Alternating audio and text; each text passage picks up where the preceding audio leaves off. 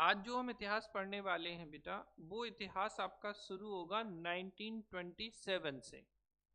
लेकिन इसका जो बैकग्राउंड होगा वो होगा 1919। तो पहले मैं एक चीज आपको बताऊं कि 1919 में क्या हुआ था। 1919 में बेटा एक घटना हुई है जिसे हम कहते हैं मॉन्टेग्यू चैम्सफोर्ड अधिनियम। क्या है ये? मॉन्टेग्यू चैम्सफोर्ड एक्ट या अधिनियम 1919। इसी को हम कहते हैं मॉन्टेग्यू चैम्सफोर्ड सुधार। अब देखिए, आपको याद होगा तो 20 अगस्त 1917 को क्या हुआ था? बोलिए जल्दी से। मॉन्टेग्यू घोषणा हुई थी, हाँ या ना? और मॉन्टेग्यू घोषणा के आधार पर ही एक कानून या एक्ट आया, मॉन्टेग्यू चैम्सफोर्ड अधिनियम। कौन सा कानून आया? तो मॉन्टेग्यू चैम्सफोर्ड अधिनियम भी बोलते हैं इसे। इसी को बेटा सुधार भी बोलते हैं। क्या बोलते हैं इसे? मॉन्टेग्यू चैम्सफोर्ड अधिनियम या सुधार। तो ये मॉन्टेग्यू चैम्सफोर्ड अधिनियम या सुधार आया, और इसके अंतर्गत एक तो इन्होंने क्या किया, जो पृथक निर्वाचक मंडल था, क्या था? पृथक निर्वाचक मंडल या सेपरेट इलेक्टोरल ग्रुप, इसका इन्होंने विस्तार कर दिया। क्या किया? सेपरेट इलेक्टोरल ग्रुप या पृथक निर्वाचक मंडल। जैसे आपको याद होगा तो 1919 में मुस्लिम्स को पृथक निर्वाचक मंडल दिया गया था। 19 में दिया गया था, 1909 में, ठीक है, या 1909। तो 1909 में मुस्लिमों को जो पृथक निर्वाचक मंडल दिया गया था, इसी को इन्होंने और विस्तारित कर दिया 1919 में। ठीक है, ये बहुत इंपॉर्टेंट है। आपको मैं बताऊं ना, पॉलिटी में 1909, 1919 और 1935 ये तीन एक्ट हैं जिनसे एक क्वेश्चन जरूर आता है। तो ये हिस्ट्री और पॉलिटी का बहुत इंपॉर्टेंट टॉपिक है। ठीक, अभी हम ज़्यादा इसे नहीं कर रहे हैं क्योंकि हमें इतिहास को ही कंप्लीट करना है। तो हम क्या किया गया, पृथक निर्वाचक मंडल का विस्तार किया गया। जैसे आंग्ल भारतीयों को, सिखों को, ईसाइयों को आगे बढ़ाने की कोशिश कर रहे थे। इससे आपको मतलब नहीं है, अभी मतलब है आपको कि 1919 के अधिनियम से जो सुधार हुए थे। अब जैसे इसका नाम क्यों रखा गया मॉन्टेग्यू चैम्सफोर्ड, तो मॉन्टेग्यू थे भारत सचिव, और चैम्सफोर्ड कौन थे उस समय के? गवर्नर जनरल थे। ठीक है, तो इनके नाम पर इस एक्ट को मॉन्टेग्यू चैम्सफोर्ड एक्ट कह दिया गया। अब इस एक्ट में एक चीज क्या थी कि इसको 10 ईयर के बाद क्या किया जाएगा, इसको बेटा रिव्यू किया जाएगा। 10 साल बाद मॉन्टेग्यू चैम्सफोर्ड एक्ट को रिव्यू किया जाए, यानी कि इस एक्ट से भारत में क्या चेंजेस आए, ये किस तरीके से लागू हुआ, इसका क्या प्रभाव पड़ा। तो इसको रिव्यू कब करना था, यानी कि ठीक है, तो 1929 में रिव्यू करना था कायदे में। तो भाई 19 से 10 ईयर 1929 में होंगे। लेकिन 1929 में ब्रिटेन में इलेक्शन थे। कहाँ थे ब्रिटेन में? ब्रिटेन में चुनाव थे। ठीक है, तो ब्रिटेन में इलेक्शन, अब आप जानते हो कि कोई भी चीज हो इलेक्शन से बड़ी है क्या? आप भी देखते हो भारत में अगर चुनाव होने हो ये टाइम पे हो जाते हैं, बाकी कुछ हो ना हो टाइम पर। तो ब्रिटेन में भी यही स्थिति थी, क्योंकि हमने तो यहीं से सीखा है सब कुछ। तो ब्रिटेन में इलेक्शन थे, तो क्या किया गया, जो 10 ईयर के बाद रिव्यू करने के लिए एक कमीशन बनना था। ठीक है, क्या बनना था? कमीशन। इसे इन्होंने 1927 में ही बना दिया। और ये कमीशन कौन सा था? Simon commission. बात समझ में आ रही है? लिखने पे जोर मत दो, पहले समझ लो, फिर बाद में टाइम ले लेना, आराम से लिख लेना। मैंने क्या बोला? 1919 के मॉन्टेग्यू चैम्सफोर्ड अधिनियम को रिव्यू करने के लिए, इसकी जांच करने के लिए 10 साल बाद एक कमीशन बनना था। ठीक है, लेकिन चूंकि 1929 में ब्रिटेन में इलेक्शन थे तो इस कमीशन को 2 साल पहले ही बना दिया गया। कौन सा कमीशन? Simon commission. ये बन गया साइमन कमीशन 1927 में। तो एक तो क्वेश्चन होता है कि साइमन कमीशन का गठन कब हुआ, फॉर्मेशन ऑफ साइमन कमीशन। तो आपको आंसर करना है 1927 में। एक क्वेश्चन, इसको साइमन कमीशन क्यों नाम दिया गया? क्योंकि इसके चेयरमैन जो थे वो कौन थे? Sir John Simon. तो इसके चेयरमैन थे सर जॉन साइमन, इसीलिए इसे क्या नाम दिया गया? Simon commission. ये दूसरा क्वेश्चन है। तीसरा जो क्वेश्चन होता है कि साइमन कमीशन भारत कब आया?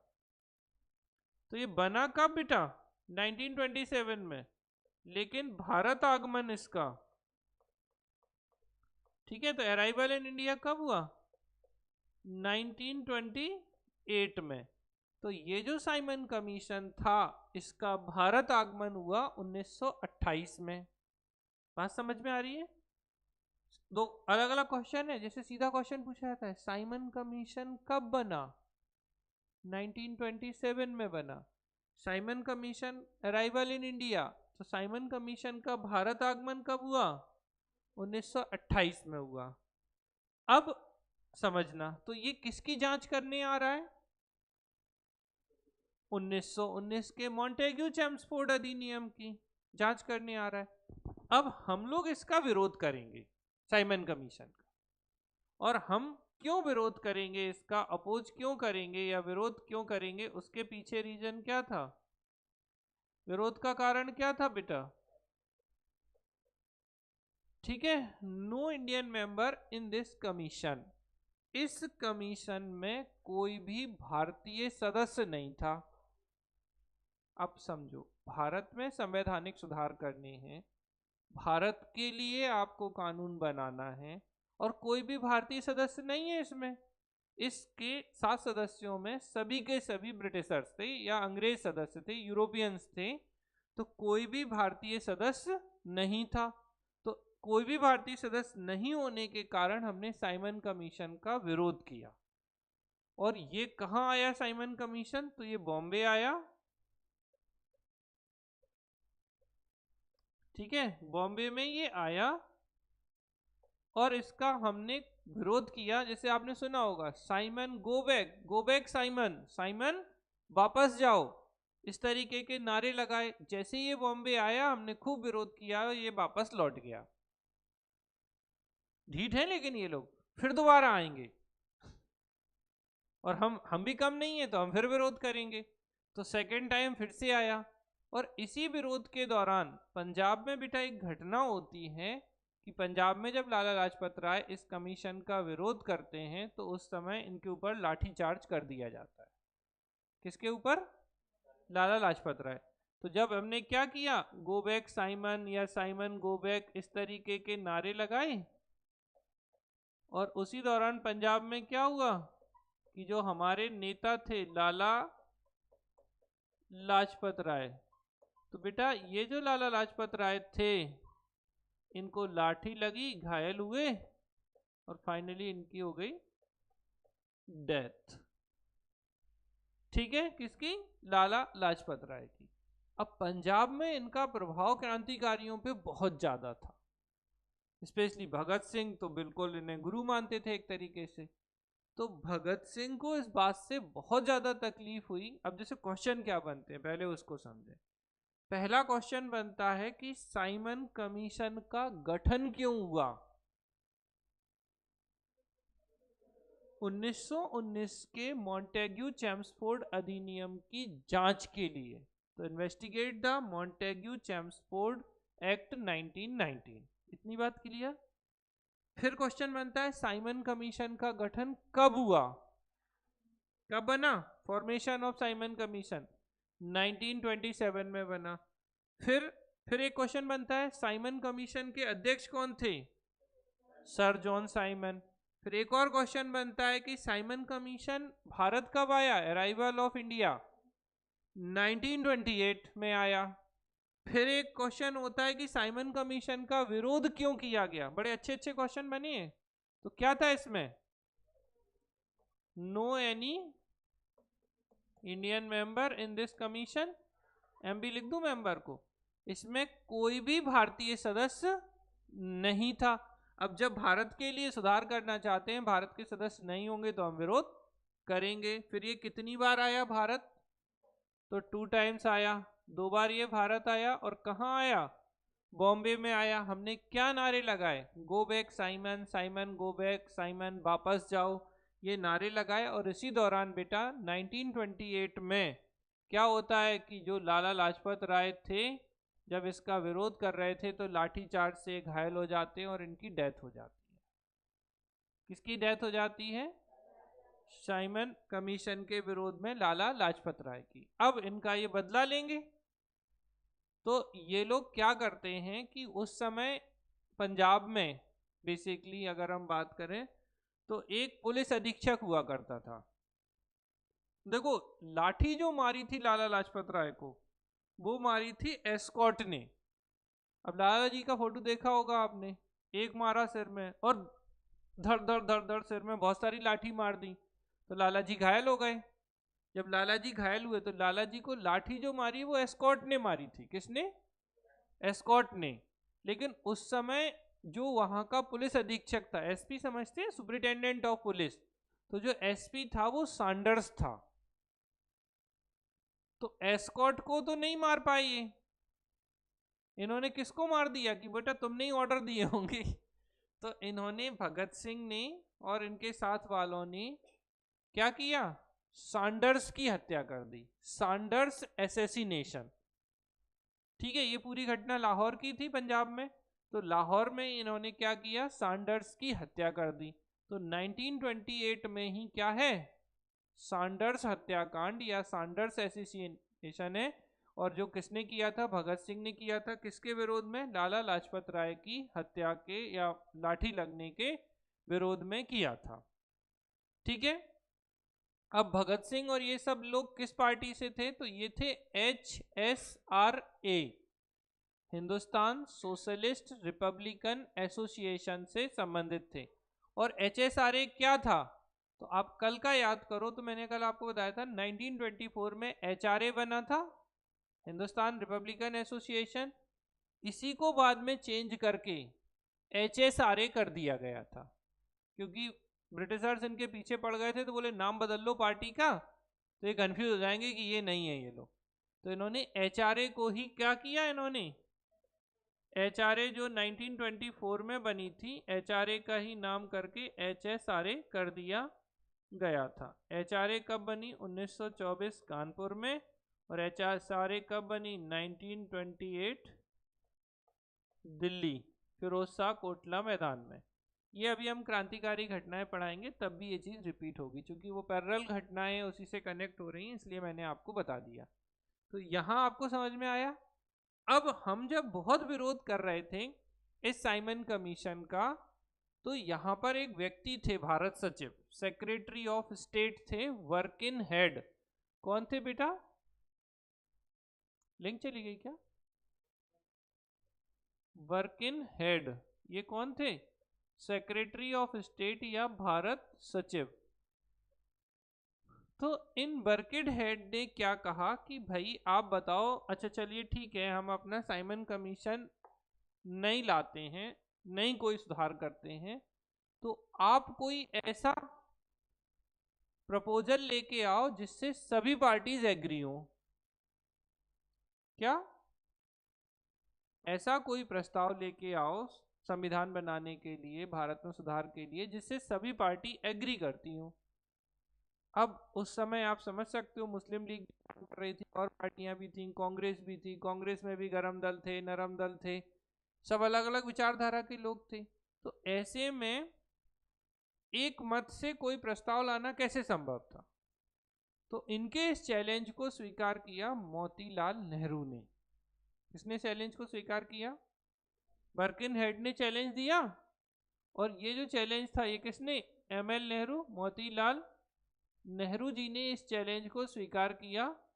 और इन्होंने कहा ठीक है, अब चूंकि अगर आप चैलेंज ले रहे हो तो सबसे पहले क्या होगा, सभी दलों को एक करना होगा। तो इन्होंने क्या किया, all India all parties conference बुलाई। क्या, all India all parties conference, अखिल भारतीय सर्वदलीय सम्मेलन। किसने बुलाया, अखिल भारतीय सर्वदलीय सम्मेलन, मोतीलाल नेहरू ने बुलाया। और जब इन्होंने ये सम्मेलन बुलाया तो इसी के आधार पर एक बनी कमेटी, जिसे हम क्या बोलते हैं, नेहरू कमेटी, यानी कि नेहरू समिति बनी। और नेहरू समिति ने ही बेटा क्या पेश की, नेहरू रिपोर्ट। तो ये सब जो है ये भी 1928 की ही घटनाएं हैं। नेहरू कमेटी, नेहरू रिपोर्ट, क्योंकि उसी दौरान आया था। कौन सी, क्या आया था उस दौरान,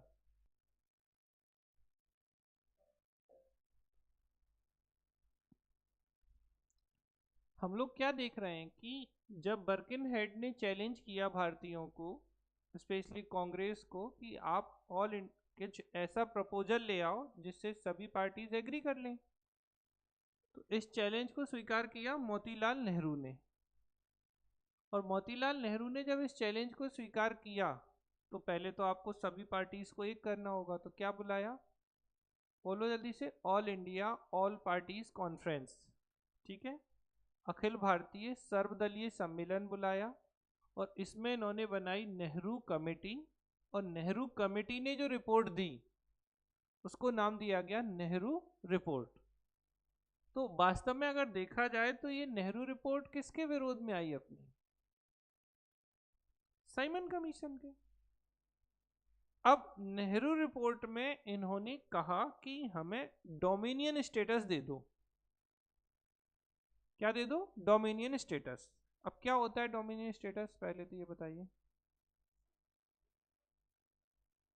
ठीक, तो डोमिनियन स्टेटस मतलब हिंदी में कहते हैं अधिराज्य।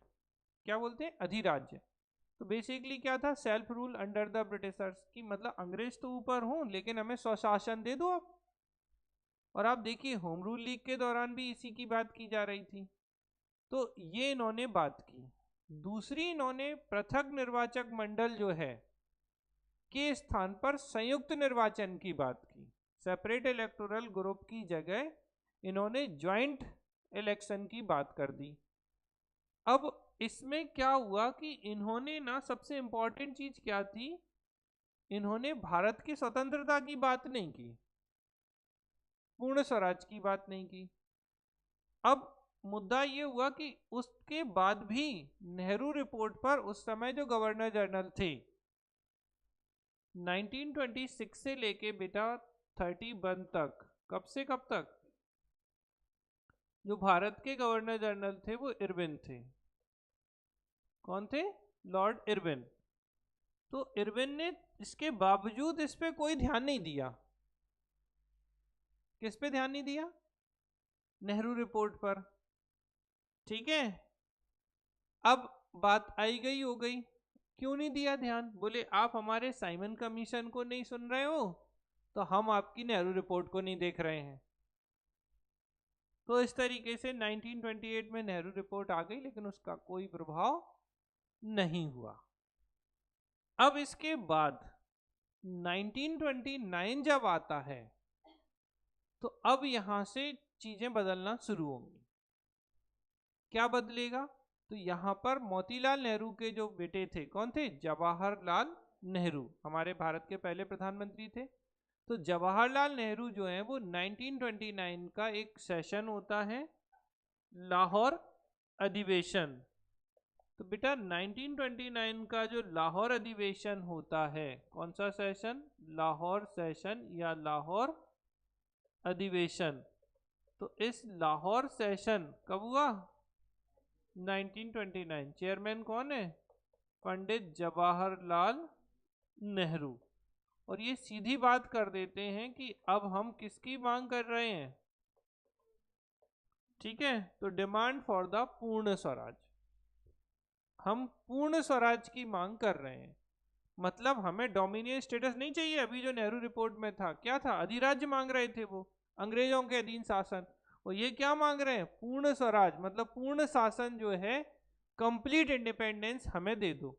और इसी अधिवेशन के अंतर्गत इन्होंने क्या किया, इसके आगे 26 जनवरी 1930 को इन्होंने क्या बना दिया, स्वाधीनता दिवस मनाने की भी बात कर दी।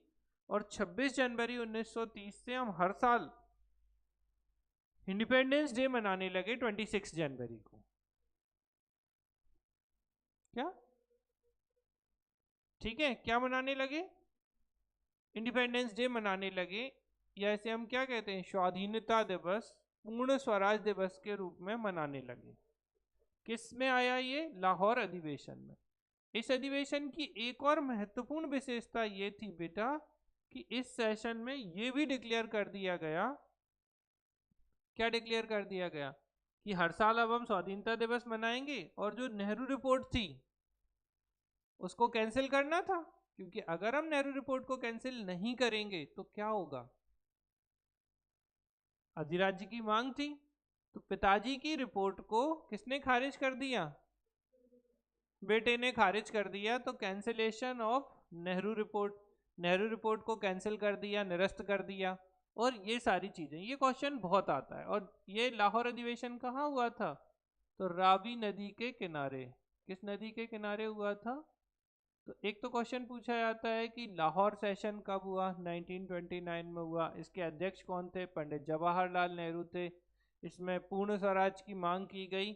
और इसी आंदोलन, इसी सेशन के दौरान 26 जनवरी 1930 से ये कहा गया था कि अब हम हर साल स्वाधीनता दिवस या इंडिपेंडेंस डे मनाएंगे।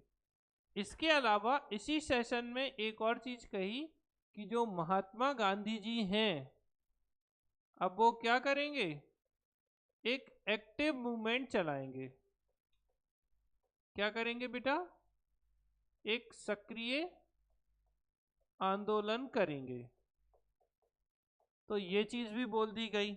यानी इससे आगे की कहानी भी शुरू हो गई अब, कि भाई क्या होगा कि अब गांधी जी को फिर से लीडर बना दिया कि चलो गांधी जी आप क्या करो, एक आंदोलन शुरू करो। तो इसी के चलते गांधी जी क्या करेंगे? बोलिए जल्दी से। नमक सत्याग्रह। इसी को और क्या नाम दे सकते हैं? दांडी मार्च। तो गांधी जी 12 मार्च 1930 से 6 अप्रैल 1930 के बीच में क्या शुरू करेंगे? दांडी मार्च शुरू करेंगे। और ये दांडी मार्च गांधी जी ने कहाँ से शुरू किया था? तो साबरमती आश्रम। कहाँ से बेटा? साबरमती आश्रम था अहमदाबाद का। और कहाँ पहुंचे थे गांधी जी? दांडी तट जो था, वहां दांडी तट पर पहुंचे थे। ठीक है। तो इस तरीके से गांधी जी ने क्या किया? दांडी मार्च किया।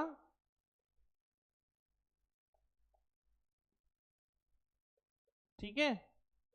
और ये इस पे पहुंचे, और इन्होंने 6 अप्रैल को नमक बनाकर नमक कानून को तोड़ दिया। और इसमें पूरे इस मार्च में बेटा गांधी जी, एक गांधी जी थे और प्लस इनके 78 सहयोगी थे। तो अगर आपसे पूछे कि दांडी मार्च में कुल कितने लोगों ने भाग लिया, तो 79। और अगर पूछे गांधी जी के सपोर्टर कितने थे, तो 78 थे। कहां से कहां तक गांधी जी ने यात्रा की? ठीक है, अहमदाबाद के साबरमती आश्रम से लेकर दांडी तट तक। और दांडी तट कहाँ है? तो ये नौसारी जिला था गुजरात का। कहाँ पे था बेटा ये? नौसारी। तो नौसारी डिस्ट्रिक्ट जो था गुजरात का। हाँ जी, हाँ। तो नौसारी जिला गुजरात जो था, इसमें ये दांडी तट था, यहाँ तक इन्होंने यात्रा की थी। और फाइनली इसके बाद गांधी जी ने, देखो क्या हुआ था, 12 मार्च से चलना शुरू किए। ऐसे याद रखोगे, दांडी तट क्या कर रहे हैं? दांडी मार्च, डंडा लेके एक दो लोग, तो एक दो 12 मार्च दांडी मार्च से शुरू किया 1930 से। कब तक था? 6 अप्रैल। ये पहुंच गए थे 5 अप्रैल को दांडी। अब रेस्ट करेंगे ना, इतना लंबा चल के आए हैं। तो 6 अप्रैल को ये सुबह सुबह उठते हैं, समुद्र के किनारे नमक कानून को नमक बनाकर इस कानून का उल्लंघन करते हैं। और इसी कारण से 6 अप्रैल से कौन सा आंदोलन शुरू होता है? सविनय अवज्ञा आंदोलन। कौन सा आंदोलन बेटा? Civil disobedient movement. ठीक है, तो सिविल डिसओबीडेंट मूवमेंट जो है वो यहां से शुरू होगा। कब से? 6 अप्रैल 1930 से। तो 6 अप्रैल 1930 से गांधी जी क्या शुरू कर देंगे? सविनय अवज्ञा आंदोलन। और इसको आराम से समझो, सविनय मतलब क्या? हम विनय के साथ, देखिए भाई साहब, हम आपकी बात नहीं मानेंगे, हम तो नमक कानून तोड़ेंगे, हम नमक बनाएंगे और हम आपकी अवज्ञा करेंगे। एक होता है ना आज्ञा, एक होती अवज्ञा, मतलब डिसओबीडेंट, हम आपकी ओबे नहीं करेंगे। तो इन्होंने 6 अप्रैल 1930 से क्या किया? सविनय अवज्ञा आंदोलन जो है वो स्टार्ट कर दिया। ठीक है, 6 अप्रैल 1930 से। और यहां से शुरू हो गया आपका सिविल डिसओबीडेंट मूवमेंट। बात समझ में आ रही है? एक बार बैक फ्लैश में जाओ, फिर से समझने की कोशिश करो। देखो, हमने आपको बताया कि 1919 में मॉन्टेग्यू चैम्सफोर्ड एक्ट आया। इस मॉन्टेग्यू चैम्सफोर्ड एक्ट को 10 ईयर के बाद रिव्यू करना था कि क्या सुधार हुए। तो इसके लिए एक कमेटी बननी थी, कमीशन बनना था 1929 में। लेकिन 29 में ब्रिटेन में इलेक्शन थे, तो इसको 2 साल पहले बना दिया गया साइमन कमीशन को। साइमन कमीशन बना तो इसके चेयरमैन थे सर जॉन साइमन। ये भारत आया, अराइवल इन इंडिया इन 1928। 1928 में ये भारत आया, लेकिन कोई भी भारतीय सदस्य नहीं था। कोई भारतीय था क्या? ठीक है, तो कोई भी भारतीय नहीं था। इससे हमने इसका विरोध किया और हमने साइमन गो बैक साइमन के नारे लगाए। जब ये आया तो ये बॉम्बे आया और ये 2 बार आया। फिर ये लाहौर गया, बेसिकली पंजाब गया, तो पंजाब में लाला लाजपत राय ने इसका विरोध किया। तो उस समय इसी विरोध के चलते लाला लाजपत राय को लाठी मारी गई एस्कॉर्ट के द्वारा, जिससे इनकी डेथ हो जाती है। और इस बात से भगत सिंह नाराज हो जाते हैं और उस समय के पुलिस अधीक्षक सैंडर्स की हत्या कर देते हैं। ठीक है, तो इसे हम कहते हैं सैंडर्स असैसिनेशन। फिर इसी के बाद में हम देखें तो 1928 में ही जब हम साइमन कमीशन का विरोध कर रहे थे, तो उस समय के सेक्रेटरी ऑफ इंडिया या भारत सचिव वर्किन हेड थे। तो वर्किन हेड ने भारत के लोगों को चैलेंज किया, कांग्रेस को चैलेंज किया कि आप कोई ऐसा प्रपोजल लेके आओ जिससे सभी पार्टीज एग्री कर जाए। इस चैलेंज को किसने स्वीकार किया? नेहरू जी ने। तो बनी, ठीक है, तो नेहरू जी ने पहले क्या बनाया? All India all conference parties बुलाई और नेहरू कमेटी बनाई। और नेहरू कमेटी ने क्या दी? नेहरू रिपोर्ट दी 1928 में। लेकिन चूंकि हमने साइमन कमीशन को नहीं महत्व दिया, तो इन्होंने भी नेहरू रिपोर्ट को महत्व नहीं दिया। तो उस समय के जो गवर्नर जनरल ऑफ इंडिया थे, कौन थे? Governor general of India Lord Irwin. तो इन्होंने इस नेहरू रिपोर्ट पर कोई भी प्रतिक्रिया नहीं दी। तो इसके बाद 1929 आता है। अब 1929 में हमें लगा कि यार ऐसे काम नहीं चलेगा। तो लाहौर अधिवेशन में अध्यक्ष बने जवाहरलाल नेहरू और उन्होंने कहा कि किसकी मांग कर लो? डिमांड फॉर द पूर्ण स्वराज या कंप्लीट इंडिपेंडेंस की मांग करो। और इसी के अंतर्गत इन्होंने कहा कि अब हम हर साल 26 जनवरी से स्वाधीनता दिवस या इंडिपेंडेंस दिवस मनाएंगे। फिर एक और चीज क्या कही गई कि गांधी जी को एक्टिव मूवमेंट चलाने के लिए बोलो। तो इसी की बात जो यहाँ की गई थी, इसी के बाद गांधी जी क्या करते हैं? दांडी मार्च करते हैं। और दांडी मार्च जो है वो 12 मार्च 1930 से 12 मार्च 1930 से 6 अप्रैल 1930 तक होता है। और कहाँ होता है ये? साबरमती आश्रम। लास्ट ईयर आपका क्वेश्चन पूछा गया था बेटा ये, कि गांधी जी ने दांडी मार्च कहाँ से शुरू किया था? साबरमती आश्रम से शुरू किया था। कहाँ गए थे? तो ये दांडी तट गए थे, और दांडी तट कहाँ है? तो नौसारी जिला गुजरात में है। 12 मार्च से शुरू किया और 6 अप्रैल तक कंप्लीट हो गया। कितने लोग गए थे? तो गांधी जी और उनके 78 सहयोगी, टोटल कितने हो गए? 79 लोग हो गए। तो इस तरीके से ये 6 अप्रैल को नमक कानून तोड़ देंगे, सॉल्ट लॉ ब्रेक करेंगे, और उसी के साथ ये शुरू कर देंगे सिविल डिसोबीडिएंट मूवमेंट या सविनय अवज्ञा आंदोलन। अब गांधी जी करेंगे अपना सविनय अवज्ञा आंदोलन, और इस सविनय अवज्ञा आंदोलन को बहुत सारे लोगों ने सपोर्ट किया। ठीक है, अलग अलग राज्यों में अलग अलग, जैसे मध्य प्रदेश की बात करें तो गांधी जी के सविनय अवज्ञा आंदोलन के ही फेवर में हम अगर एमपी में बात करते हैं बेटा, तो एमपी में क्या हुआ? ठीक है, जंगल सत्याग्रह हुआ 1930 में। ठीक है, जंगल सत्याग्रह किया गया, जैसे टुरिया जंगल सत्याग्रह। टुरिया कहाँ है? शिवनी में। ठीक है, तो टुरिया जंगल सत्याग्रह किया गया सिवनी में। ये एमपी हिस्ट्री में भी हम आपको पढ़ाएंगे। तो टुरिया जंगल सत्याग्रह जो था, इसमें गंजन सिंह कोरकू थे क्या? नहीं थे। इसमें थे दुर्गा शंकर मेहता। इसके अलावा बैतूल के घोड़ा डोंगरी में भी जंगल सत्याग्रह किया गया, उसके थे गंजन सिंह कोरकू। तो ये किसके फेवर में कर रहे हैं? अब देखो ऐसे समझो, मध्य प्रदेश में क्या समुद्र है? लैंडलॉक्ड है मध्य प्रदेश, तो भू आविष्टित है, सभी तरह से लैंड ही लैंड है। तो मध्य प्रदेश में नमक है ही नहीं, तो नमक कानून तोड़ोगे कैसे?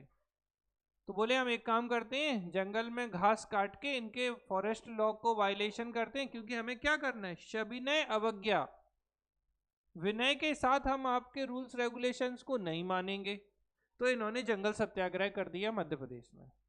तो एक टुरिया जंगल सत्याग्रह, एक घोड़ा डोंगरी जंगल सत्याग्रह। टुरिया जो था वो शिवनी मध्य प्रदेश में था, और उसमें थे गंजन सिंह कोरकू नहीं थे, बस ये ध्यान रखना। कौन थे? दुर्गा शंकर मेहता, और दुर्गा शंकर मेहता के साथ एक मूका लोहार भी थे। दूसरी तरफ जो होता है वो होता है घोड़ा डोंगरी जंगल सत्याग्रह। इनको लिखने की जरूरत नहीं है, अभी आप बस समझ लो कि हम क्या कहना चाह रहे हैं। और अगर आपको बहुत ज्यादा लिखने का है तो फिर ध्यान से लिखना, टुरिया जंगल सत्याग्रह, और एक क्या? घोड़ा डोंगरी जंगल सत्याग्रह। अब ये जो घोड़ा डोंगरी है ये कहाँ है? ये है बैतूल में। और टुरिया कहाँ है? शिवनी में। ठीक है, तो टुरिया जंगल सत्याग्रह सिवनी और घोड़ा डोंगरी जंगल सत्याग्रह बैतूल। अभी हमारी एक स्टूडेंट है जो इस बार फॉरेस्ट का इंटरव्यू दे रही है, यहीं से घोड़ा डोंगरी से ही है, तो इनसे मैंने पूछा था अभी पिछली बार प्रश्न। ठीक है, तो घोड़ा डोंगरी जंगल सत्याग्रह। और अपने यहाँ की एक स्टूडेंट अभी यहाँ तहसीलदार भी है, महिमा मिश्रा, घोड़ा डोंगरी में। ऐसे ही याद रख लो जैसे याद हो जाए। तो घोड़ा डोंगरी जंगल सत्याग्रह में कौन कौन थे यहाँ? गंजन सिंह कोरकू, किसने नेतृत्व किया यहाँ पर? और टुरिया वाले में किसने किया था? दुर्गा शंकर मेहता, और इनके साथ थे बेटा मूका लोहार। तो दुर्गा शंकर मेहता और मूका लोहार। तो बेसिकली क्या हो रहा है? हम गांधी जी को सपोर्ट कर रहे हैं कि ठीक है आपने नमक कानून तोड़ दिया, हम यहाँ जंगल कानून तोड़ देते हैं। ठीक है, समझ में आ रही? अब जैसे बिहार को देखो, क्या बिहार में समुद्र है? कहीं समुद्र दिखता है बिहार में आपको? नहीं है। अब बिहार में भी नमक कानून नहीं तोड़ सकते, तो बिहार में काम चौकीदारी टैक्स नहीं देंगे। क्या? चौकीदारी कर का विरोध किया। ठीक है, ऐसे अलग अलग जगहों पे लोगों ने क्या किया? सिंबॉलिक तरीके से अंग्रेजों के जो कानून थे उनका उल्लंघन किया था सविनय अवज्ञा आंदोलन में। ऐसे ही जैसे हमारा नॉर्थ वेस्ट फ्रंटियर प्रोविंस है, पश्चिमोत्तर सीमांत प्रांत, वर्तमान में ये अफगानिस्तान वाला रीजन है, तो वहां पर कौन थे? फ्रंटियर गांधी, नाम सुना है आप लोगों ने? सीमांत गांधी, कितने लोग जानते हैं फ्रंटियर गांधी को? नहीं। खान अब्दुल गफ्फार खान, अब सुना? तो खान अब्दुल गफ्फार खान ही है जिन्हें हम फ्रंटियर गांधी या सीमांत गांधी कहते हैं। तो इन्होंने पश्चिमोत्तर भारत में लाल कुर्ती आंदोलन चलाया इसी के फेवर में। क्या चलाया? लाल कुर्ती आंदोलन, रेड शर्ट मूवमेंट। इनकी संस्था थी खुदाई खिदमतगार। क्या थी? खुदाई। पूछा गया क्वेश्चन है कि खुदाई खिदमतगार या रेड शर्ट मूवमेंट किसका था? तो खुदाई खिदमतगार या रेड शर्ट मूवमेंट किसका? खान अब्दुल गफ्फार खान का। तो क्या हुआ बेटा, कहां पर? पश्चिमोत्तर सीमांत प्रांत, पश्चिमोत्तर यानी नॉर्थ वेस्ट फ्रंटियर प्रोविंस। तो यहां पर किसने, बोलो जल्दी से, सीमांत गांधी लिख दें क्या, चलेगा? नहीं, सीमांत गांधी यानी कि इन्हें हम कहते हैं फ्रंटियर गांधी, और इनका वास्तविक नाम क्या था? खान अब्दुल गफ्फार खान। तो खान अब्दुल गफ्फार खान जो थे, इन्होंने बेटा एक आंदोलन चलाया, क्या? लाल कुर्ती या रेड शर्ट मूवमेंट। ठीक है, तो रेड शर्ट मूवमेंट किसने चलाया? सीमांत गांधी ने। और इनकी संस्था जिसके माध्यम से ये चला रहे थे, क्या नाम था उसका? खुदाई खिदमतगार। तो ये जो संस्था थी बेटा खुदाई, ये दोनों प्रश्न पूछे गए कि खुदाई खिदमतगार जो संस्था थी, इसके फाउंडर कौन थे? खान अब्दुल गफ्फार खान। दूसरा, लाल कुर्ती आंदोलन किसने चलाया? खान अब्दुल गफ्फार खान ने। कहाँ चलाया? नॉर्थ वेस्ट फ्रंटियर प्रोविंस में चलाया। ठीक है, और ये गांधी जी को क्या बोलते थे ये लोग? बेसिकली लाल कुर्ती क्यों कहा गया इस आंदोलन को? क्योंकि एक छोटा सा चड्डा पहनते थे और लाल कुर्ती पहनते थे ये लोग, तो इसीलिए इसे रेड शर्ट मूवमेंट नाम दिया गया था। और यहाँ के लोग गांधी जी को बोलते थे मलंग बाबा। अब मलंग बाबा क्यों बोलते थे? क्योंकि गांधी जी धोती अकेली पहनते थे। पता है ना, कुर्ता नहीं पहना गांधी जी ने। अगर आप गौर करो, कभी भी आप देखो, जितने फोटोज देखने हैं, जितनी वीडियोस मूवीज कुछ भी देखिए, गांधी जी आपको कभी भी कुर्ता पहने नजर आए क्या?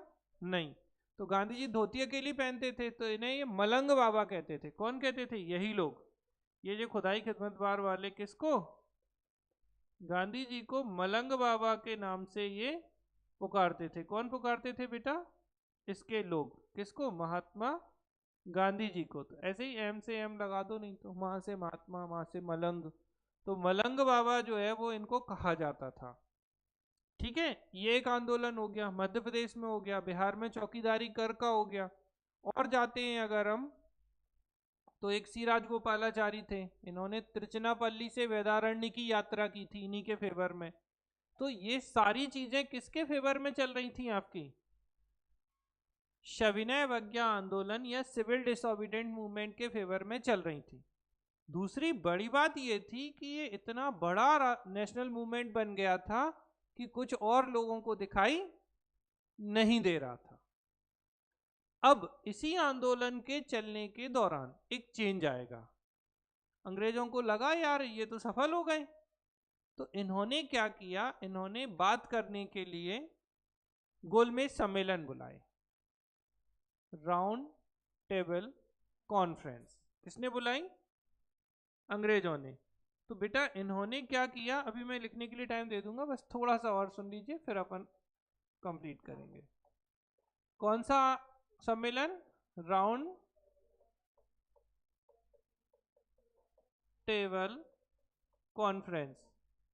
ठीक है, तो ये क्या बोला है? गोल मेज सम्मेलन। किसने बुलाए बेटा? अंग्रेजों ने। अब कितने थे ये? कुल कुल गोलमेज सम्मेलन कुछ नहीं है, बड़ा सरल सा है। एक गोलमेज लगा लो, उसके आसपास लोगों को बिठा दो और सम्मेलन कर लो। तो ये गोलमेज सम्मेलन हो गया। अब ये कहाँ हुआ? तो ये हुआ लंदन में। अब बात करते हैं फर्स्ट, आरटीसी लिख दूं चलेगा? Round table conference.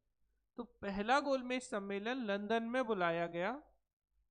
ठीक है, तीनों लंदन में ही होने हैं। तो ये पहला गोलमेज सम्मेलन जब बुलाया गया, तो इसको बुलाया था, इसकी अध्यक्षता की थी रैमजे मैकडोनाल्ड ने। किसने की थी? Ramsay MacDonald. नाम सुना है? रैमजे मैकडोनाल्ड जो था वो ब्रिटिश प्राइम मिनिस्टर था उस समय का। कौन था? Ramsay MacDonald. कुछ नहीं याद आए तो मैकडोनाल्ड का पिज्जा समझ लेना। भारत के लोग खा गए इसे पिज्जा समझ के, कुछ नहीं किया, कांग्रेस ने इसमें भाग ही नहीं लिया। तो फर्स्ट राउंड टेबल में कांग्रेस ने भाग नहीं लिया क्योंकि कांग्रेस क्या कर रही थी? कांग्रेस क्या कर रही थी? तो आंदोलन कर रही थी। इनने क्या किया अंग्रेजों ने? इन्होंने राउंड टेबल कॉन्फ्रेंस बुलाई, इसमें 89 लोगों ने भाग तो लिया, लेकिन इंडियन नेशनल कांग्रेस ने इसमें भाग नहीं लिया। और कांग्रेस के भाग न लेने के बिना क्या कोई सम्मेलन सफल हो सकता था उस समय का? क्योंकि उस समय के इंडियन नेशनल कांग्रेस को कहा जाता था कांग्रेस ही भारत है और भारत ही कांग्रेस है। ठीक है, तो कांग्रेस इज अ इंडिया और इंडिया एज ए कांग्रेस। तो अब जब कांग्रेस भाग नहीं लेगी तो क्या सम्मेलन सफल होने की कोई गुंजाइश है? नहीं है। तो क्या हुआ इस फर्स्ट राउंड टेबल कॉन्फ्रेंस का? ये हो गया फेल या असफल। ठीक है, असफल हो गया ये। हालांकि ऐसा नहीं कि कोई और नहीं गया हो, मुस्लिम लीग गई, जिन्ना साहब गए थे, मोहम्मद अली जिन्ना लीग की तरफ से। ठीक है, दलित वर्ग गया, डिप्रेस्ड क्लास, उनकी तरफ से कौन गए? एक ही नेता थे इनके तो सर्वमान्य, डॉक्टर बी आर अम्बेडकर, वो भी गए। ठीक है, समझ में आ रहा है ना? उदारवादी दल गया, सुधारवादी दल गया, ठीक है, एम आर जयकर गए, सब गए, कांग्रेस नहीं गई। तो ये फाइनली ये हो गया असफल। ये तीनों हम अलग से भी पढ़ेंगे, अभी क्योंकि कनेक्ट करना है उससे, तो इतना समझ लीजिए ये फेल हो गया। अब अंग्रेजों की किरकिरी हो गई, तो इसने रैमजे मैकडोनाल्ड ने, अब बताओ भारत सचिव कौन होंगे, sorry governor general of India कौन है इस समय? इस समय इरविन है। तो इरविन से इन्होंने कहा कि भैया क्या करवा रहे हो, कहाँ है कांग्रेस और गांधी जी? क्योंकि प्रथम इस गोलमेज सम्मेलन के पहले इन्होंने क्या किया, इन्होंने सोचा कि गांधी जी को जेल में डाल दो तो इनका सविनय अवज्ञा अच्छे से नहीं चलेगा। तो गांधी जी को इन्हें जेल में डाल दिया, लेकिन तब भी कांग्रेस नहीं गई थी। तो कांग्रेस और गांधी जी की अनुपस्थिति के कारण ये असफल हो गया। तो अब मैकडोनाल्ड बोलेंगे पिज्जा खिलाएंगे हम तुम्हें, गांधी जी आओ। तो मैकडोनाल्ड ने इरविन को बोला गांधी जी को जेल से बाहर निकालो, और बाहर निकालने के बाद इन्हें क्या करो, इनसे समझौता करो। ठीक है, समझ में आ रही बात? तो बेटा एक घटना होगी 5 मार्च 1931 को, इसे हम कहते हैं गांधी इरविन समझौता। ठीक है, गांधी इरविन पैक्ट कब हुआ ये? 5 मार्च 1931 में हुआ। थोड़ा समझ लो अच्छे से। अच्छा, क्यों इन्हें गांधी जी को बाहर निकालकर समझौता करने की जरूरत पड़ी? तो आपसे अब जैसे ये क्वेश्चन मीन से भी आया है, तो समझौता है, तो अगर हम बोले इसे तो हम बोल देंगे pact between Gandhi ji and Lord Irwin, Gandhi ji और इरविन के मध्य समझौता। इसी का अगर हम अदर नेम देने की कोशिश करें तो हम इसे कह सकते हैं दिल्ली पैक्ट, यानी दिल्ली समझौता। क्यों? क्योंकि ये दिल्ली में हुआ, तो दिल्ली समझौता, कलकत्ता तो बोलेंगे नहीं। तो जैसे भाई दिल्ली में षड्यंत्र हुआ था बम कांड वाला, तो दिल्ली षड्यंत्र बोल दिया था। अब समझौता हो रहा है तो समझौता बोल दिया, दिल्ली पैक्ट। तो इसी का अदर नेम क्या है? दिल्ली पैक्ट। किनके बीच हुआ? तो बिटवीन गांधी एंड इरविन। अब पूरा लिखने में समय नहीं बर्बाद कर रहे, तो गांधी जी और इरविन के बीच हुआ। अब एक बात बताओ, कारण क्या होगा इसका, क्या रीजन होगा, क्यों करना पड़ा इन्हें समझौता? क्योंकि क्या हो गया इनका? Failure of first round table conference, प्रथम गोलमेज सम्मेलन की असफलता। अब इतना लिख दें चलेगा? फर्स्ट RTC असफल चलेगा? Failure of first round table conference. देखो बहुत आराम से मीन्स लिख सकते हो अगर आप ढंग से पढ़ोगे तो। मीन्स हो, प्रीलिम्स हो, कुछ भी हो, इंटरव्यू हो, आप बोल सकते हो। तो पहला गोलमेज सम्मेलन असफल हुआ। जब कोई चीज़ असफल होती है तो हम समझौता करने की कोशिश करते हैं। तो पहले गोलमेज सम्मेलन की असफलता के कारण ये समझौता हुआ था। अब कोई भी समझौता होता है तो उसकी क्या होती हैं, कंडीशंस या शर्तें होती हैं, प्रोविजंस होते हैं। तो अब एक बात बताओ, गांधी जी को निकाला क्यों इन्होंने? रटना नहीं है, रटना मना है, बस समझना ही है। क्यों निकाला था गांधी जी को? क्योंकि ये गोलमेज में जाए, क्योंकि अभी 2 बचे हैं। तो ये गांधी जी से क्या कहेंगे कि भाई साहब पहले तो आप अपना सविनय अवज्ञा बंद करो, क्योंकि जाओगे तो तब। तो सस्पेंशन ऑफ क्या, सिविल डिसोबीडेंट मूवमेंट। क्या करना है गांधी जी को? सविनय अवज्ञा आंदोलन स्थगित करो। गांधी जी बोले ठीक है भैया। अभी भी नहीं मानेंगे इरविन। इरविन और बोलेंगे केवल स्थगन से क्या होता है? बोले कांग्रेस या गांधी जी किस में भाग लेंगे? अब फर्स्ट तो हो गया, किस में? तो गांधी जी द्वितीय गोलमेज सम्मेलन में भाग लेंगे। बोले ठीक है साहब। 2 बातें हो गई। इन्होंने क्या क्या 2 डिमांड्स रखी? हाँ, तो एक सविनय अवज्ञा आंदोलन स्थगित कर दो और एक गोलमेज सम्मेलन में भाग लो। तो एक क्या है, सीडीएम, सिविल डिसोबीडेंट मूवमेंट को क्या कर दो बेटा, सस्पेंड कर दो। और दूसरा, Mahatma Gandhi ji participate second RTC. ठीक है, यानी Mahatma Gandhi ji participate in second round table conference. तो गांधी जी जो हैं वो द्वितीय गोलमेज सम्मेलन में भाग लें, सविनय अवज्ञा आंदोलन स्थगित करें। अब एक बात बताओ, आवाज नहीं आ रही ना इससे?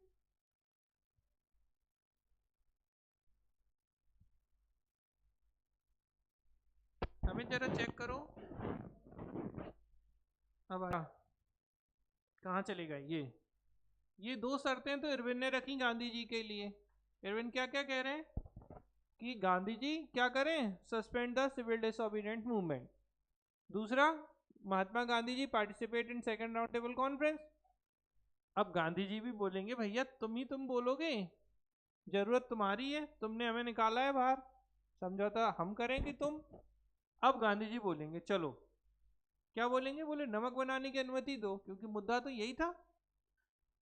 लेकिन यहां पर गांधी जी ने बहुत अच्छे तरीके से क्या बोला, गैर व्यवसायिक उपयोग के लिए नमक बनाने की अनुमति दो। मतलब हम घरेलू, डोमेस्टिक, क्योंकि हम बिजनेस के लिए नमक बनाएंगे तो फिर तो तकलीफ होगी व्यापारियों को।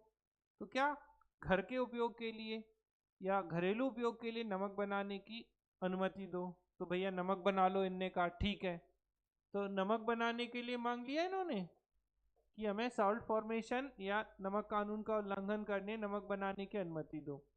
अब आंदोलन चल रहा था तो उस दौरान बहुत सारे लोगों को इन्होंने अरेस्ट किया था, गांधी जी को भी अरेस्ट किया था। तो जिन पर किसी तरीके का हिंसा का केस नहीं है उन लोगों को रिलीज करो। ठीक है, क्या करो, जिनको आपने जेल में डाल दिया है और जिन पर वायलेंस का कोई केस नहीं है उनको छोड़ दो। बोले ठीक है छोड़ देंगे। इसके अलावा बोले महिलाओं को शराब की दुकानों के आगे धरना प्रदर्शन की अनुमति दो, कि महिलाएं जो है वो धरना दे सकें। बोले कर लो हड़ताल, स्ट्राइक करने की अनुमति ये भी ले लो। ठीक है, इन सब शर्तों के साथ गांधी इरविन समझौता हो जाता है। तो गांधी जी कहाँ जाएंगे अब? हाँ, अब लेकिन अभी गांधी जी नहीं जाएंगे, अभी थोड़ा सा बीच में एक ट्विस्ट आएगा। अब ट्विस्ट क्या था? अब ये तो गांधी जी से हो गया ना समझौता, अब कांग्रेस में बाकी लोगों को भी तो बताना पड़ेगा कि साहब हमने ये समझौता कर लिया। ठीक है, समझ में आ रही है ना? तो क्या होगा, अब यहां होगा कराची अधिवेशन। कौन सा सेशन? कब का? 1931 का। तो ये जो कराची सेशन होगा 1931 का, बेटा इसकी अध्यक्षता कौन करेंगे? सरदार पटेल। जानते हैं आप, सरदार वल्लभ भाई पटेल इसकी अध्यक्षता करेंगे। और इस सेशन के दौरान गांधी इरविन समझौते को अनुमति दी जाएगी। तो अगर आपसे कभी पूछा जाए कि गांधी इरविन पैक्ट को परमिशन कब दी गई, मान्यता कब दी गई, affiliation of Gandhi Irwin pact या permission to Gandhi Irwin pact, तो किस समय दी जाएगी परमिशन? जीआई पैक्ट को, जीआई मतलब गांधी इरविन पैक्ट को, तो इस दौरान दूसरी चीज, अब ये क्या बोलेंगे, हाँ ठीक है चले जाओ आप सेकेंड राउंड टेबल कॉन्फ्रेंस में। तो इसी कराची अधिवेशन के दौरान कहा जाएगा कि गांधी जी द्वितीय गोलमेज सम्मेलन में भाग लेंगे, ये चीज हो जाएगी। इसके अलावा बेटा मौलिक अधिकार, कौन से अधिकार, फंडामेंटल राइट। तो पूछा जाता है कांग्रेस के किस अधिवेशन में फंडामेंटल राइट या मौलिक अधिकारों की डिमांड की गई, तो कराची अधिवेशन में की गई थी। ठीक है, तो इस तरीके से अगर हम ओवरऑल बोलें तो 26 मार्च से लेके 31 मार्च तक ये कराची अधिवेशन चला था। 26 मार्च 1931 से 31 मार्च टोटल ड्यूरेशन की हम बात कर रहे हैं। ऐसे इसकी एक डेट 29 मार्च आती है केवल, लेकिन ओवरऑल अगर हम देखें कि कब से कब तक चला ये सेशन, 26 मार्च से 31 मार्च 1931 तक ये सेशन चला। ठीक है, और इसके बाद गांधी जी को अनुमति दे दी, तो अब गांधी जी कहाँ चले, हम तो चले लंदन।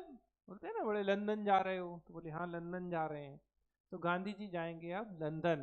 अब किससे जाएंगे भाई, एरोप्लेन से चलता था उस समय, नहीं, हाँ बोल रहे हो, नहीं चलता था। 1931 में एरोप्लेन नहीं चलते थे, तो क्या चलेगा, जहाज, शिप से जाएंगे।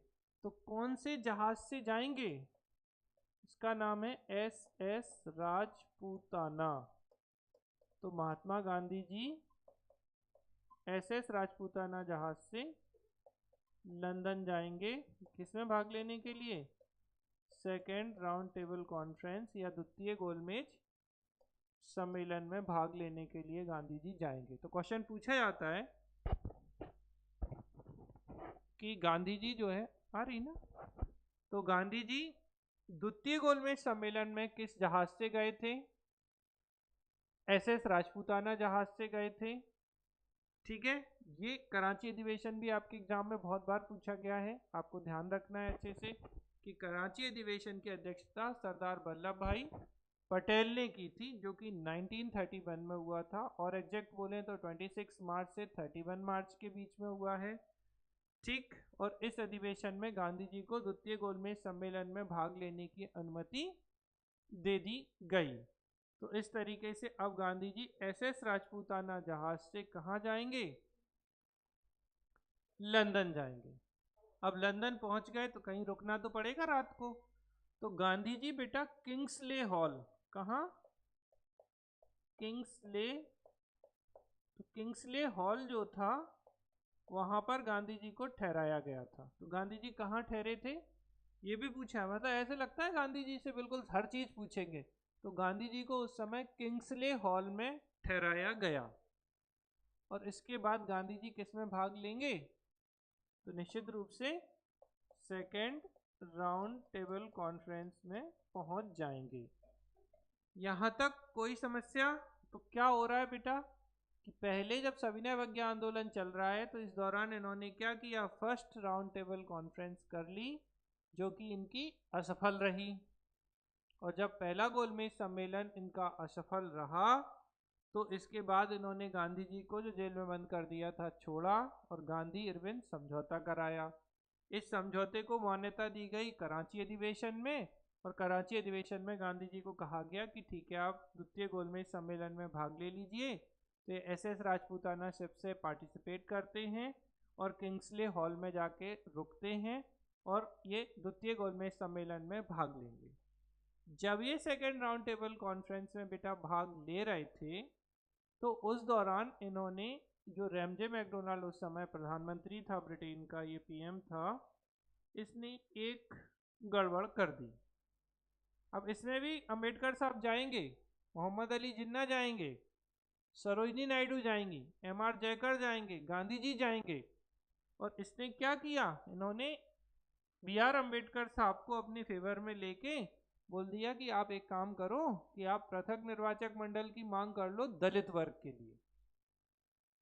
अभी मुस्लिमों को ही कराया था अलग, अब किसको करा दिया, डिप्रेस्ड क्लास को अलग कर दिया। तो बोले क्या, demand for the separate electoral group for depressed class.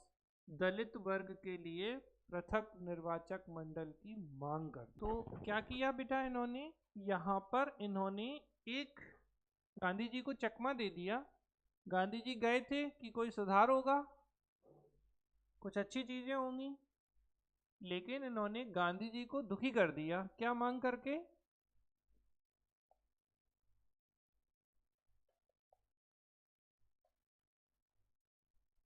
तो इन्होंने क्या किया basically, second round table conference में, आरटीसी लिख दूं,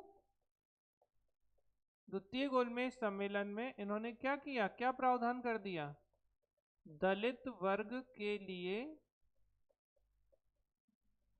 पृथक निर्वाचक मंडल, separate electoral group for depressed class. अब बड़ी बात क्या थी कि गांधी जी को लगा कि कुछ अच्छा होगा, और इन्होंने क्या किया, और डिवाइड एंड रूल पॉलिसी अपनाई, फूट डालो शासन करो की। और अब इन्होंने हिंदुओं से डिप्रेस्ड क्लास को अलग करने की योजना बनाई, क्योंकि एक बड़ी जनसंख्या थी। अब गांधी जी ने इस बात को जैसे ही सुना, गांधी जी का दिमाग खराब हो गया। बोले बस हो गया सम्मेलन, हम जा रहे हैं। अब जब गांधी जी ने इनकी बात नहीं मानी, यहां क्या हुआ कि गांधी जी ने इनकी बात नहीं मानी। किसकी बात बताओ जल्दी से, मैकडोनाल्ड की। तो इसको बड़ा गुस्सा आया, क्योंकि ये ब्रिटेन में थे, और उस समय तो ब्रिटेन ही ब्रिटेन था। वो तो कहा जाता था कि ब्रिटेन का सूरज कभी अस्त नहीं होता।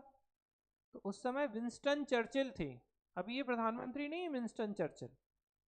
तो विंस्टन चर्चिल आगे चल के ब्रिटेन के पीएम बनेंगे। तो विंस्टन चर्चिल गांधी जी की भयंकर इंसल्ट करता है, और क्या बोलता है गांधी जी को, अर्धनग्न फकीर, क्योंकि धोती अकेले पहनते थे, कि भाई अर्धनग्न फकीर हो और तुम्हारी इतनी हिम्मत कि तुम हमारी बात को मना कर रहे हो। तो गांधी जी बस गुस्से में वहां से लौट आते हैं, और गांधी जी बड़े प्यार से भारत आके बोलते हैं, रोटी मांगी थी पत्थर मिला। मतलब उनसे मांगी क्या थी, रोटी, उनने पत्थर मिला। और बड़े गर्व से गांधी जी कहते हैं, मैंने भारत की जो क्रेडिट है, जो साख है, जो स्थितियां हैं, उनको बट्टा नहीं लगने दिया। मतलब हमने उनकी कोई डिमांड पूरी नहीं की है। अब गांधी जी, इसके कारण क्या होगा, गांधी जी वापस, ठीक है, बैक टू पवेलियन नहीं, बैक टू इंडिया। अब गांधी जी जब वापस आएंगे तो क्या करेंगे महात्मा गांधी जी, क्या चल रहा था, सविनय अवज्ञा आंदोलन। तो ये क्या अब वो तो बंद कर दिया था चूंकि इन्होंने, तो ये क्या शुरू करेंगे, second phase of civil disobedient movement, यानी सविनय अवज्ञा आंदोलन का कौन सा चरण, तो सविनय अवज्ञा का द्वितीय चरण। तो ये द्वितीय चरण स्टार्ट कर देंगे, सेकेंड फेज स्टार्ट करेंगे। अब एक बात बताओ, उनकी बात नहीं मानी तो ये लोग क्या करेंगे फिर गांधी जी को, भाई सीधी बात, फिर से लो चलो, कहाँ चलो, जेल चलो। तो इन्हें अरेस्ट कर लेंगे गांधी जी को। भाई इनके पास हथियार क्या था, बोले तुम करो आंदोलन, इन्होंने फिर जेल में डाल दिया। अब गांधी जी के जेल में जाने के बाद अब्बास तैयब जी इस आंदोलन का नेतृत्व करेंगे। तो गांधी जी, पूछा जाता है गांधी जी की अनुपस्थिति में इस आंदोलन का नेतृत्व किसने किया, अब्बास तैयब जी ने। तो गांधी जी तो अरेस्ट हो गए, अब कौन नेतृत्व कर रहे हैं, अब्बास तैयब जी, ठीक है। इनको भी गिरफ्तार कर लेंगे, ये भी अरेस्ट। तो फिर कौन करेंगे, सरोजनी नायडू, ठीक है। सरोजनी नायडू हालांकि सिर्फ धरसाना की जो नमक फैक्ट्री थी उस पर इन्होंने नेतृत्व किया था, बट अगर कभी पूछा जाए कि सविनय अवज्ञा आंदोलन का नेतृत्व करता, गांधी जी।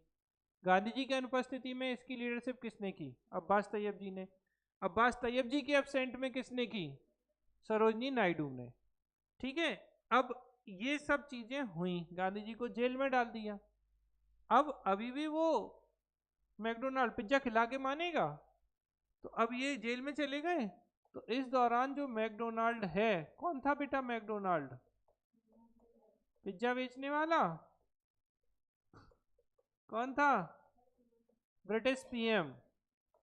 ठीक है, तो ब्रिटिश प्राइम मिनिस्टर मैकडोनाल्ड ने एक घोषणा कर दी जिसे हम कहते हैं मैकडोनाल्ड डिक्लेरेशन। क्या नाम दिया जाता है इसे? मैकडोनाल्ड, एल यहाँ लगा लेना। ठीक है, तो मैकडोनाल्ड डिक्लेरेशन हो गई, मैकडोनाल्ड घोषणा। और मैकडोनाल्ड घोषणा में इसने फिर क्या डाला? मुस्लिमों के लिए, सॉरी, दलित वर्ग के लिए पृथक निर्वाचक मंडल। मतलब ये मान नहीं रहा है। तो मैकडोनाल्ड घोषणा में इसने क्या चीज लेके आ गया, ये बताओ जल्दी से। Separate electoral group for depressed class. और जैसे ही ये घोषणा हुई, गांधी जी फिर से अनशन पे बैठ गए। बोले करो लागू, हम आमरण अनशन करेंगे। तो इस मैकडोनाल्ड घोषणा के विरोध में गांधी जी ने क्या किया? कैसा अनशन जानते हैं? Fast until death. ठीक है, तो गांधी जी ने आमरण अनशन शुरू कर दिया, किसके अपोज में? बेसिकली इसका उद्देश्य क्या था? दलित वर्ग के लिए पृथक निर्वाचक मंडल। तो इन्होंने आमरण अनशन शुरू कर दिया। अब गांधी जी की तबीयत बिगड़ने लगी जेल में, और पूना की यरवदा जेल में थे गांधी जी। कहाँ थे? याद रखना, कहाँ थे गांधी जी? पूना यरवदा जेल। तो आमरण अनशन के कारण इनकी कंडीशन गड़बड़ा गई। किसकी कंडीशन गड़बड़ा गई? गांधी जी की। अब अंग्रेज बहुत नाराज थे क्योंकि ये द्वितीय गोलमेज में इनकी बात नहीं माने थे। तो अंग्रेजों ने क्या किया यहाँ पर, बेसिकली इस मैकडोनाल्ड ने कहा मरने दो बुड्ढे को, ले आओ चंदन की लकड़ियां। किसके लिए? गांधी जी के लिए। बोले लकड़ियां ले आओ, जैसे ही मरे इनका यही अंतिम संस्कार कर दो जेल में। अब लोग समझाने आए गांधी जी को, बापू मान जाओ, निपटाने की योजना है कि अगर आप नहीं माने तो आप आमरण अनशन पे हो, कुछ दिन में आप मर जाओगे। तो गांधी जी यहाँ होती चंडताई। गांधी जी बोले, गांधी जी समझ गए कि गड़बड़ है इस बार। तो गांधी जी बोले हम नहीं खेल रहे, मतलब समझ रहे हो, हम नहीं करेंगे साहब अनशन। क्योंकि क्या होता अगर भाई अनशन करा और मर गए आप, तो किस्सा खत्म। दूसरी तरफ लोगों को गांधी जी ने समझाया, और लोगों ने समझाया किसको? कौन थे लीडर दलित वर्ग के? अंबेडकर साहब। कि देखो साहब, आपने अगर दलित वर्ग के लिए पृथक निर्वाचक मंडल ले लिया और गांधी जी चले गए, तो सब लोग क्या बोलेंगे कि भैया बी आर अम्बेडकर के कारण गांधी जी की डेथ हो गई। अब अम्बेडकर जी भी टेंशन में। ये बात तो सही है, क्योंकि भाई किसके लिए आ रहा है पृथक निर्वाचक मंडल? डिप्रेस्ड क्लास के लिए। और उससे बिलोंग कौन कर रहे हैं? अम्बेडकर जी। तो फिर अम्बेडकर जी को भी समझाया गया। किसको? बी आर अम्बेडकर जी को। और जब अम्बेडकर जी को समझाया गया, तो अम्बेडकर जी सोच रहे हैं कि यार ऐसा ना हो हम जब तक कुछ बात करें तब तक बापू चले जाएं, चलो मिल लेते हैं बापू से जाके। लोगों ने कहा कि बापू से मिल लीजिए। आवाज आ रही ना, कि भाई बापू से मिलिए। तो अम्बेडकर साहब जाते हैं, बापू की खटिया पे बैठ जाते हैं जाके। अब जेल में इनकी हालत तो खराब थी, खटिया थी, उस पर बैठ गए जाके। अब बोलते हैं बापू से, बापू मान जाओ, अगर आपको कुछ हो गया तो लोग हमें नहीं छोड़ेंगे। सही में कहा तो यही होगा। अब भाई तो अच्छे से कहेंगे, बोले लोग हमें दोष देंगे अगर आप नहीं माने तो, आपको कुछ हो गया तो गांधी जी बोलते हैं तो फिर आप ही मान जाइए। अब वो था ना, अब मनाने का सिलसिला जारी है। तो दोनों के बीच में अब क्या होगा? गांधी जी और अंबेडकर जी के बीच में हो गया समझौता। तो इसे क्या कहते हैं? गांधी अंबेडकर समझौता। ठीक है, गांधी अंबेडकर पैक्ट। और ये हुआ था बेटा 24 सितंबर 1932 को। तो 24 सितंबर 1932 को समझौता हो गया, और इस समझौते में गांधी जी ने कहा आपको एक काम करते हैं, हम दलित वर्ग को विधानसभाओं में, केंद्रीय और प्रांतीय विधानसभाओं में सीटें दे देते हैं। अब ये क्वेश्चन आपके मेंस में आया है। क्या क्वेश्चन आया? गांधी अंबेडकर समझौता। गांधी जी कहाँ थे? पूना में थे। तो इसी को और क्या नाम दे सकते हैं हम? अरे दिल्ली में जो हुआ था उसे क्या बोला था हमने? दिल्ली समझौता। तो पूना में हुआ तो क्या बोलेंगे? पूना समझौता। यानी ये क्या हो गया? पूना बोल देंगे ना, पूना पैक्ट। ठीक है, तो मीन्स में आए पूना पैक्ट तो लिख देना other name Gandhi Ambedkar pact. Gandhi Ambedkar समझौता आए तो लिख देना अन्य नाम पूना पैक्ट। किनके बीच होगा? गांधी जी और अंबेडकर के बीच। अब तो इतना तो कर ही लोगे, गांधी अंबेडकर जी के बीच। कब? 24 दिसंबर 1932। कारण क्या था इस समझौते का? बहुत सीधी, अगर आपको कुछ नहीं याद आए तो किसकी घोषणा? मैकडोनाल्ड घोषणा के चक्कर में तो मरने जा रहे थे। तो किस क्या है कारण? मैकडोनाल्ड घोषणा या दलित वर्ग को पृथक निर्वाचक मंडल, यही है कारण। तो कारण हो गया आपका,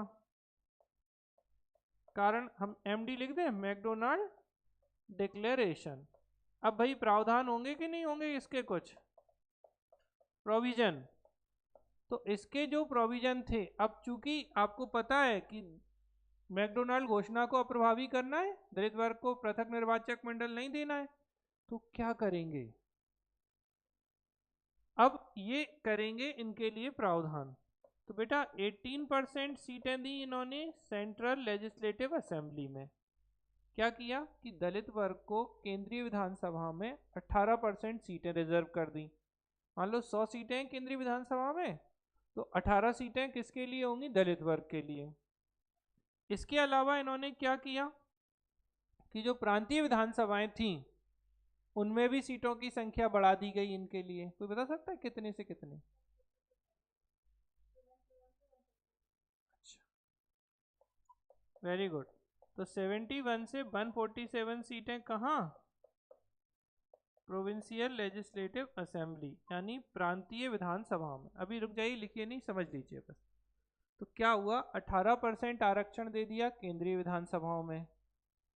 प्रांतीय विधानसभाओं में सीटें जो थी प्रोविंशियल लेजिस्लेटिव असेंबली में, तो number of seats in provincial legislative assembly from 71 to 147। जो सीटें दलित वर्ग को 71 थी पहले प्रांतीय विधानसभाओं में, उनको बढ़ाकर कितना कर दिया गया? तो 71 से बढ़ाकर इन सीटों की संख्या जो है वो 147 कर दी गई थी। तो 71 से 147 कर दी प्रांतीय विधानसभाओं में सीटें, और केंद्र में कितना परसेंट आरक्षण दे दिया? केंद्र की विधानसभा में 18% रिजर्वेशन दे दिया। गांधी जी खुश। क्यों? क्योंकि इस समझौते से क्या प्रभावी हो गया? Ineffectiveness of MacDonald declaration. तो मैकडोनाल्ड घोषणा अप्रभावी हो गई, या कहें दलित वर्ग के लिए पृथक निर्वाचक मंडल अप्रभावी हो गया। गांधी जी खुश, अंबेडकर जी खुश, और बाद में गांधी जी को जेल से बाहर निकाल दिया। क्यों? क्योंकि हालत तो बिगड़ ही गई थी।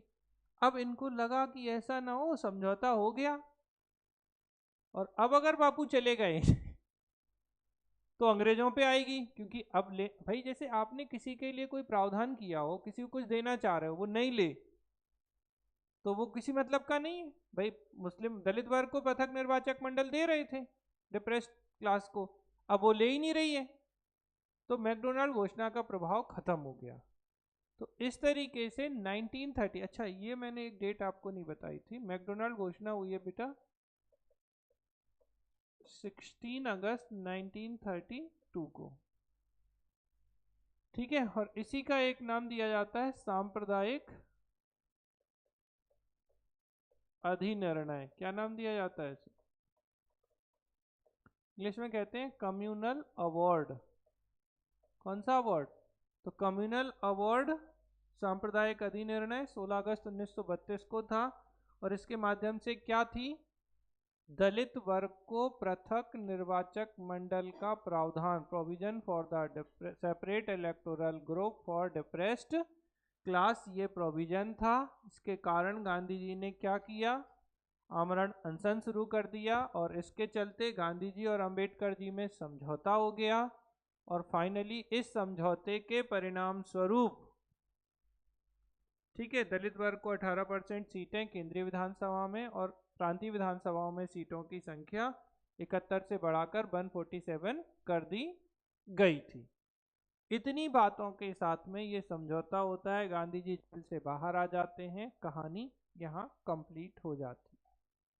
तो आपको समझ में आ गया होगा कि जैसे 1919 का मॉन्टेग्यू चैम्सफोर्ड अधिनियम था, उस मॉन्टेग्यू चैम्सफोर्ड अधिनियम की जांच के लिए 1927 में साइमन कमीशन बना। 1928 में वो भारत आया और 1928 में जब वो भारत आया तो हमने विरोध किया। उसके परिणाम स्वरूप नेहरू रिपोर्ट, नेहरू समिति बनी। इनकी बात नहीं मानी तो लाहौर अधिवेशन हुआ। लाहौर अधिवेशन में हमने पूर्ण स्वराज की बात की और दांडी मार्च और सविनय अवज्ञा आंदोलन की बात की। तो 1930 में ये शुरू हो गया। इसी दौरान अंग्रेजों ने अपना पहला गोलमेज सम्मेलन किया जो असफल हो गया। इसके बाद इन्होंने गांधी जी को अरेस्ट कर लिया था, तो गांधी जी को बाहर निकाला और उसके बाद क्या कराया इन्होंने, तो गांधी इरविन समझौता कराया। और गांधी इरविन समझौते से गांधी जी दूसरे गोलमेज सम्मेलन में भाग लेने के लिए गए और दूसरे गोलमेज सम्मेलन में इन्होंने क्या किया गड़बड़ कि इन्होंने फिर से पृथक निर्वाचक मंडल की मांग कर दी। तो पृथक निर्वाचक मंडल के विरोध में गांधी जी वापस आ गए और गांधी जी के वापस आने से इस आंदोलन का द्वितीय चरण शुरू हो गया। द्वितीय चरण शुरू हुआ तो गांधी जी को फिर से जेल में डाल दिया गया। गांधी जी को जेल में डाल दिया गया तो अब्बास तैयब जी, फिर सरोजिनी नायडू, इनने नेतृत्व किया। इसी दौरान इसने मैकडोनाल्ड ने 16 अगस्त 1932 को अपनी घोषणा कर दी और क्या प्रावधान कर दिया, दलित वर्ग के लिए पृथक निर्वाचक मंडल, separate electoral group for depressed class, इसकी इसने घोषणा कर दी। और इस घोषणा के विरोध में गांधी जी ने अपना फास्ट अंटिल द डेथ आमरण अनशन शुरू कर दिया। आमरण अनशन शुरू होने पे बाद में गांधी जी की हालत खराब हुई तो लोगों ने गांधी जी को समझाया, दूसरी तरफ अंबेडकर जी को समझाया। तो अंबेडकर जी और गांधी जी के बीच में समझौता हुआ जिसे हम गांधी अंबेडकर पैक्ट या पूना में हुआ था, इसीलिए इसे पूना पैक्ट कहते हैं। ये 24 सितंबर 1932 को हो गया और इसका कारण क्या था, तो मैकडोनाल्ड घोषणा थी और इसके बाद इसमें प्रावधान आते हैं। तो इनके प्रावधानों के अंतर्गत केंद्रीय विधानसभा में इन्हें 18% सीटें और प्रांतीय विधानसभाओं में सीटों की संख्या 71 से 147 करने की बात कर दी गई। तो इन चीज़ों के साथ में ये समझौता समाप्त हो गया। चलो एक प्रश्न पूछते हैं कि जो गांधी अंबेडकर समझौता था इस पे हस्ताक्षर किसने किए और किसने, ध्यान रखना गांधी जी ने इस समझौते पर हस्ताक्षर नहीं किए थे। गांधी जी की तरफ से मदन मोहन मालवीय ने हस्ताक्षर किए थे और दूसरी तरफ कौन थे, ये तो अंबेडकर ही होंगे दूसरी तरफ, तो मदन मोहन मालवीय और अंबेडकर जी, ये थोड़ा सा आपको ध्यान रखना है। मतलब गांधी जी हस्ताक्षर नहीं कर रहे हैं, समझौता हो रहा है तब भी। और एक और प्रश्न है कि इस समझौते में मीडिएटर या मध्यस्थ कौन होंगे,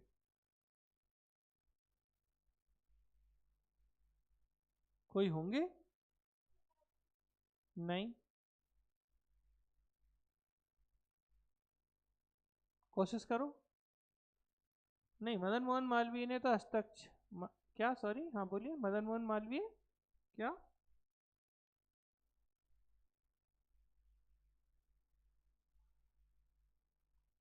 अच्छा ठीक है भाई, बढ़िया। तो आपको थोड़ा सा बेटा यहाँ ध्यान रखना है कि ये सारी चीज़ें जो हुई हैं, राजेंद्र प्रसाद थे, बिल्कुल ठीक है बात। इम्पॉर्टेंट चीज़ ये है कि इस पे, क्योंकि क्या होता है ना, जैसे हम पढ़ते हैं गांधी अंबेडकर समझौता तो हमारे दिमाग में क्या आता है कि हस्ताक्षर किसने किए होंगे। भाई समझौता हम करें तो समझौते पे हस्ताक्षर ये क्यों करेंगी, समझ रहे हो ना, मतलब समझ में आ रहा है ना, समझौते पे हस्ताक्षर कौन करेगा। नॉर्मली क्या थॉट होता है, भाई समझौता आप कर रहे हो तो पड़ोसी हस्ताक्षर करेगा क्या, लेकिन गांधी जी ने समझौता किया था, मदन मोहन मालवीय ने सिग्नेचर किए थे। तो यहाँ से एक्चुअल में ऑप्शन में जब गांधी जी आते हैं ना, तो आपका दिमाग कहीं और लगता नहीं है। तो कांग्रेस की तरफ से किसने किए थे हस्ताक्षर? बेसिकली मदन मोहन मालवीय ने हस्ताक्षर किए थे। तो ये हो जाता है आपका पूरा क्या, गांधी अंबेडकर समझौता। इसके बाद 1932 में भाई साहब क्या करते हैं ये लोग, एक और गोलमेज तीसरा बचा है ना, तो ये तीसरा गोलमेज सम्मेलन करेंगे। और तीसरा गोलमेज सम्मेलन जब ये करेंगे तो इनका तीसरा गोलमेज सम्मेलन भी गांधी जी जाएंगे नहीं। अब फिर कौन जाएगा? तो फिर बी आर अम्बेडकर जी जाएंगे। जिन्ना साहब को अब की बार नहीं बुलाया गया। दूसरे जो थे वो थे कौन, बताइए कौन से दो व्यक्ति हैं जो तीनों गोलमेज सम्मेलन में गए हैं? ठीक है, तो एक थे तेज बहादुर सप्रू और एक थे डॉक्टर बी आर अम्बेडकर। तो ये क्वेश्चन कई बार एग्जाम में पूछा गया है कि तीनों राउंड टेबल कॉन्फ्रेंस या तीनों गोलमेज सम्मेलन में किन दो व्यक्तियों ने भाग लिया था? तो बी आर अम्बेडकर और दूसरे थे तेज बहादुर सप्रू, टी बी सप्रू। इनके नाम याद रखिएगा, बहुत इंपॉर्टेंट क्वेश्चन है। ठीक है, क्लियर हुई बात यहां तक? अब आप लोग इसको बना लीजिए।